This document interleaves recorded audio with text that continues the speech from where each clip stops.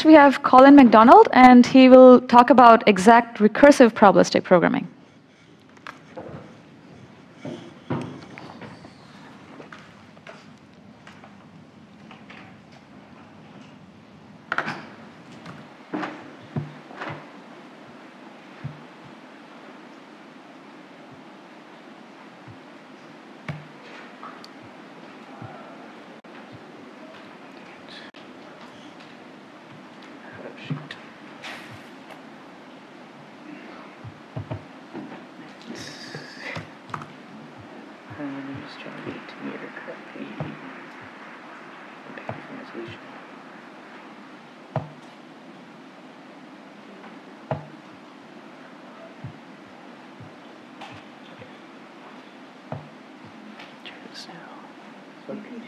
Let's cut on the TV there.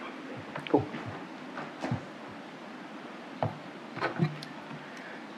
All right. It's good? Okay. So as motivation for this work, we find that probabilistic inference is common across a variety of fields, such as natural language processing, computational biology, artificial intelligence, and others. And also that manual coding of these inference algorithms is pretty tedious and error-prone. And this is where probabilistic programming languages, or PPLs, come in. They make inference really nice. You can program your model at a very high level with probabilistic code, and then have the compiler determine an inference algorithm for you and run that inference. And in general, we think that PPLs should have three attributes. First, we think that they should be expressive. You should be able to write or express your probabilistic model or distribution in a natural way, and we think that this frequently is with recursion. And you can see from this table that some PPLs, such as WebPeople, support recursion, while others, like DICE, do not. And it is the case that Purple, our language, also supports recursion. Further, we believe that they should be exact. Many PPLs only support sampling-based inference, where you only approximate from the true distribution. However, such sampling suffers from high variance and also lacks gradients, making it less useful within contexts like machine learning. And this is another area that Purple also supports exact inference in a differentiable way. And thirdly, we believe that they should be efficient. And this is, as you can see from this plot, this is an area where Purple really excels, asymptotically just being very efficient compared to many other PPLs. And really the key attribute in how we do this with Purple is through our use of a linear type system in which no bound variable is used twice. We'll see this come up over and over again throughout this talk, and just how crucial it is for proving correctness of various transformations in addition to helping with our performance. And so the way Purple works is it takes your probabilistic program and via our denotational semantics translates it to a system of equations for which we can solve for the least fixed point and get out our exact distribution over values that we want. So with that, let's hop into an example Purple program.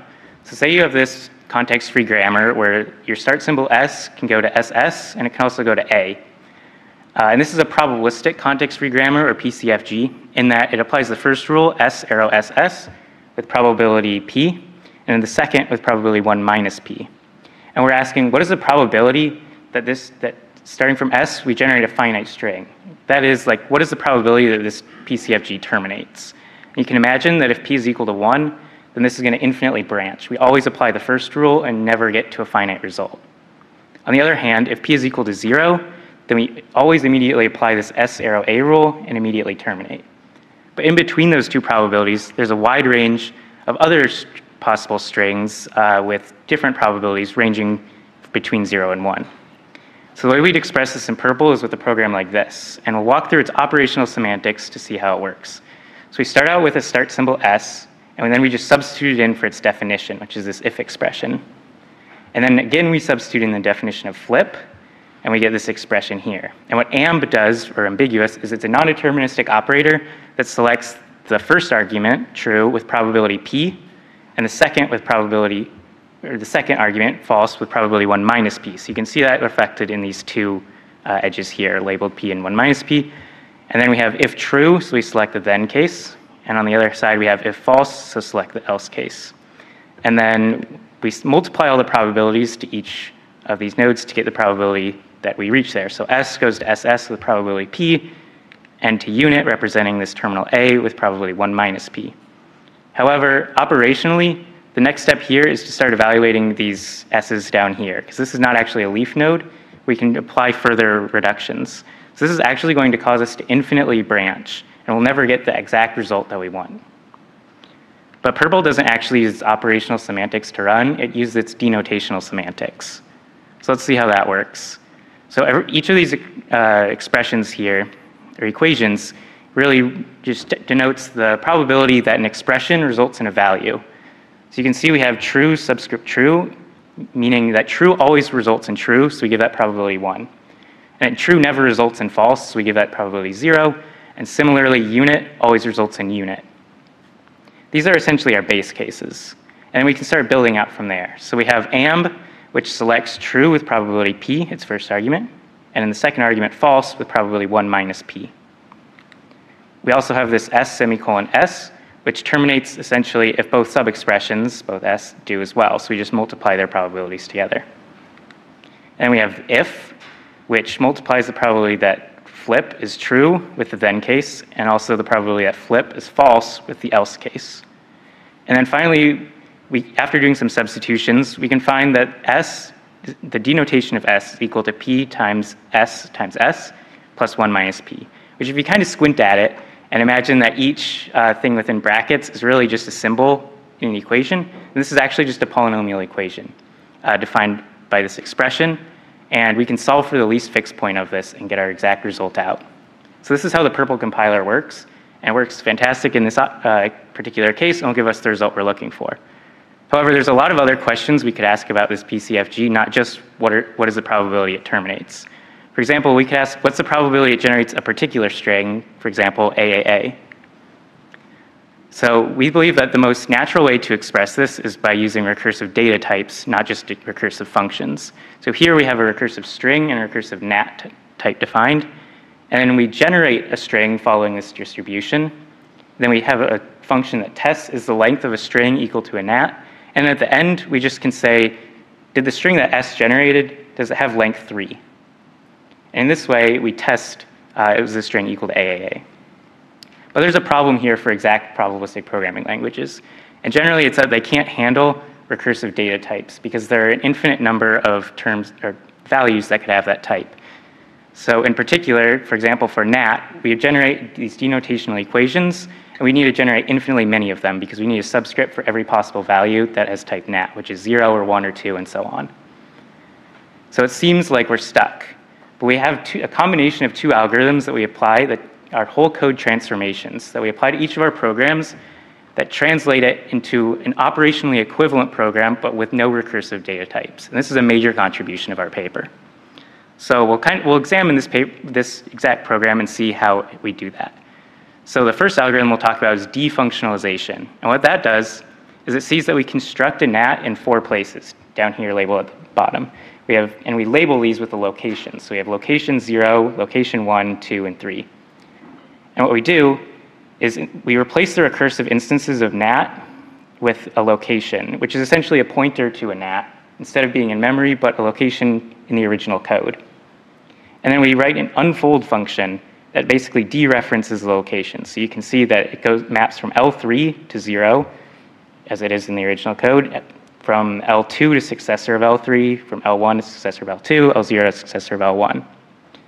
And the only other changes we have to make is instead of pattern matching on where we pattern matched on a nat before, we now dereference or unfold the location. And then instead of constructing a nat down here, we just give the location of that in the original code, which is L0. And in this way, we've changed nat from a recursive data type to a non-recursive one without changing the operational semantics of this program. And if you're worried about probabilistic effects, our linear type system guarantees the correctness of this program even with those, such as AMB or factor. Because basically, we never duplicate effects. So if you apply the effect before or after you did in the original code, it's still fine because it still happens exactly once. Our second algorithm is refunctionalization. And what this does is it observes that we only ever pattern match on a string in one place. So instead of constructing it so we basically move the elimination site to where we introduce a string in the first place. So what we do is we redefine string to no longer be this recursive data type, but instead be a function type from location to bool that roughly corresponds to hasLength. So and then we define nil to be the nil case of hasLength, which you can see the code is essentially the exact same, and similarly for cons. And in this way, we again translate string from being a recursive infinite data type to this finite function without changing the operational semantics of our program because of our linear type system. And while a sequence of these transformations doesn't always exist, if one does exist that eliminates all recursive data types in your program, then the Purple compiler will find it for you automatically. So to back up, what we just did is we had an infinite recursive string, and we refunctionalized it, which gave us this function type. So we went from infinite domain, or infinite set of possible values, to a finite one, and the size of that being the size of bool to the power of the size of location, which is finite, so that's awesome. However, it's still somewhat unsatisfactory because this is actually still exponential. And we can actually do better because of our linear type system. By realizing this is a linear arrow, we can actually more compactly represent functions as non-deterministic pairs, which gives us a polynomial representation rather than exponential. This has a huge impact on our performance. And speaking of performance, we benchmarked this program against two other common probabilistic programming languages, WebPeople and Dice. You can see our results here. On the y-axis, note that it's already logarithmic. So both WebPeople and Dice quickly grow very large, whereas Purple has a much more gradual growth, matching up to string lengths even up to 400. And the way that it does this here is essentially by, via our denotational semantics, it translates this program into a system of equations that's essentially equivalent to the CYK algorithm, which is cubic. And in addition to recovering algorithms like that, our Purple compiler also recovers other algorithms, each described in this paper, each of which takes a naively exponential algorithm and turns it into a polynomial algorithm. And with Purple, you get all of these for free. So I think this is also just another really cool result of our compiler. And so in conclusion, I'd just like to say that we've seen how with Purple, we can have an expressive probabilistic programming language in which you get unbounded recursion and many recursive data types.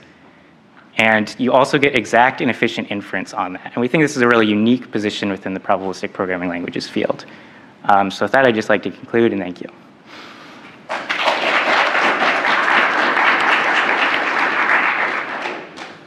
Go ahead.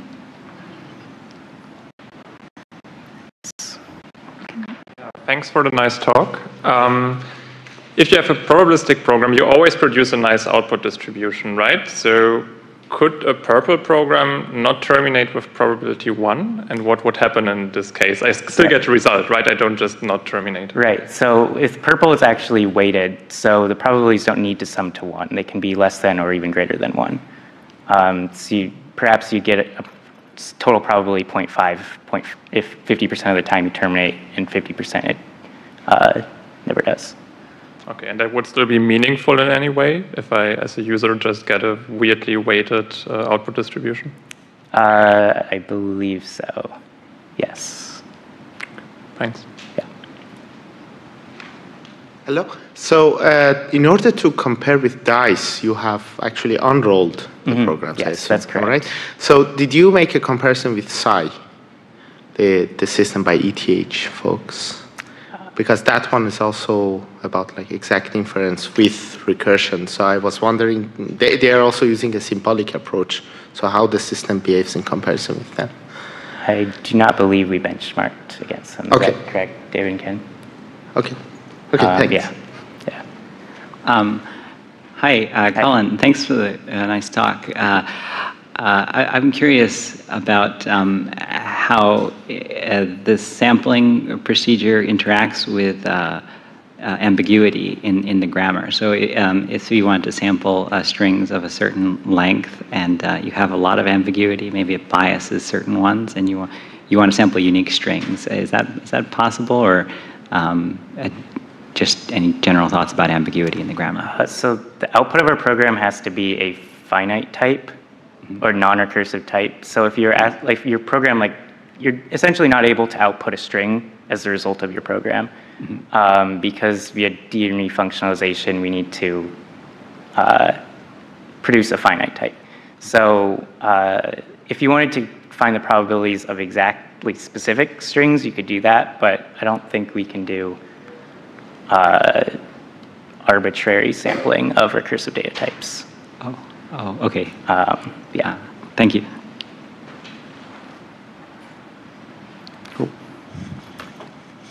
Okay, well, let's thank the speaker one more time.